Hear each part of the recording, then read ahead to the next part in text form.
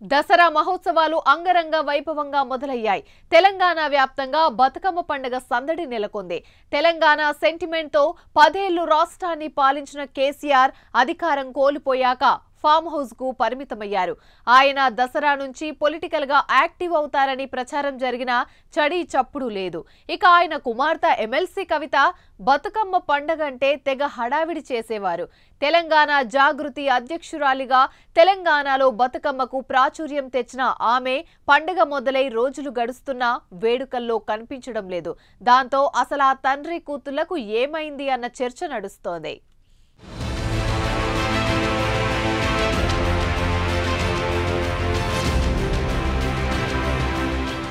కల్వకుంట్ల చంద్రశేఖరరావు కేసీఆర్ గా అందరికీ పాపులర్ అయిన మాజీ ముఖ్యమంత్రి. టీడీపీ ఉన్నప్పుడు మంత్రి పదవి దక్కలేదని 2001లో తెలంగాణ సెంటిమెంట్ రగిలిస్తూ టీఆర్ఎస్ను స్థాపించిన ఉద్యమ నేత. అప్పట్నుంచి 12 ఏళ్లు తెలంగాణ జిల్లాలను ఉప ఎన్నికలతో హోరెత్తిస్తూ ఉద్యమాలు నడిపి కాంగ్రెస్ అధినేత్రి సోనియా గాంధీ చలవతో తెలంగాణ సాధించుకోగలిగారు. తెలంగాణ వచ్చుడో కేసీఆర్ సచ్చుడో అంటూ సెంటిమెంట్ రగిలించి ముఖ్యమంత్రిగా 10 ఏళ్లు పనిచేసిన కేసీఆర్ పవర్ పోగానే సైలెంట్ అయిపోయారు.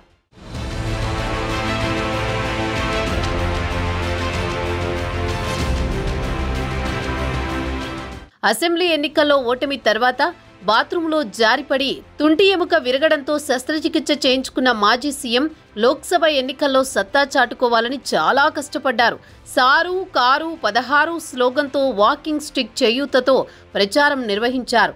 ఆయన అంత కష్టపడిన ఒక్కటంటే ఒక్క ఎంపీ సీటు కూడా ఆ పార్టీకి దక్కలేదు. పైగా కారు పార్టీకి 8 ఎంపీ స్థానాల్లో డిపాజిట్లు గల్లంతై ఆ పార్టీ భవితవ్యమే ప్రశ్నార్థకంగా మారిపోయింది.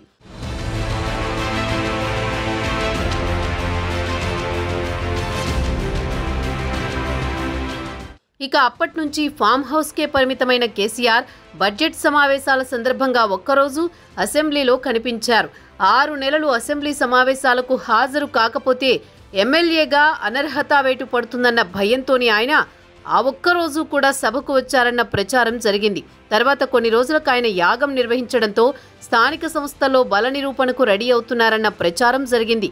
దసరా ముహూర్తంగా మాజీ సీఎం మళ్లీ జనంలోకి వచ్చి తన మాటల మంత్రదండం ప్రయోగిస్తారని అందరూ భావించారు.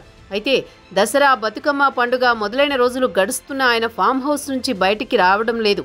దాంతో ఆయన ఏం చేస్తున్నారన్న దానిపై రకరకాల అనుమానాలు వ్యక్తమవుతున్నాయి.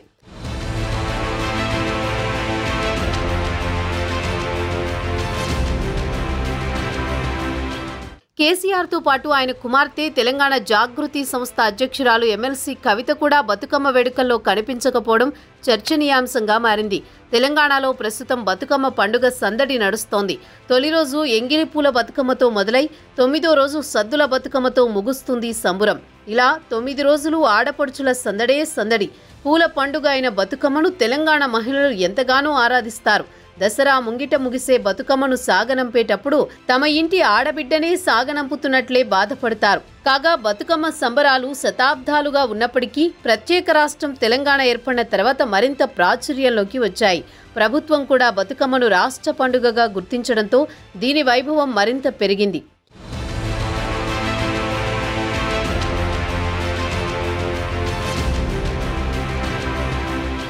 తెలంగాణ ఏర్పడుతూనే అధికారంలోకి వచ్చిన టీఆర్ఎస్ బతుకమ్మను ఘనంగా నిర్వహించేలా ఏర్పాట్లు చేసింది. తెలంగాణ ఉద్యమ సమయం నుంచి గులాబీ పార్టీ శ్రేణులు బతుకమ్మ ప్రాశస్త్యాన్ని వ్యాపింపజేసేందుకు ప్రయత్నించాయి. కవిత స్వయంగా బతుకమ్మ ఎత్తుకుంటూ వేడుకల్లో పాల్గొనేవారు. దాంతో ఆ సంబురాలకు మరింత ప్రాచుర్యం లభించింది. బీఆర్ఎస్ ఓటమి తర్వాత కవిత ఢిల్లీ మద్యం కేసులో జైలుకెళ్లారు. 5 నెలలకు పైగా తీహార్ జైల్లో ఉన్న ఆమె ఇటీవలే బయటకు వచ్చారు. కాగా జైల్లో ఉన్న సమయంలోనే కవిత అస్వస్థతకు గురయ్యారని కేటీఆర్ వెల్లడించారు. అనారోగ్య కారణాలను చూపుతూ కవిత బెయిల్ అభ్యర్థించారు.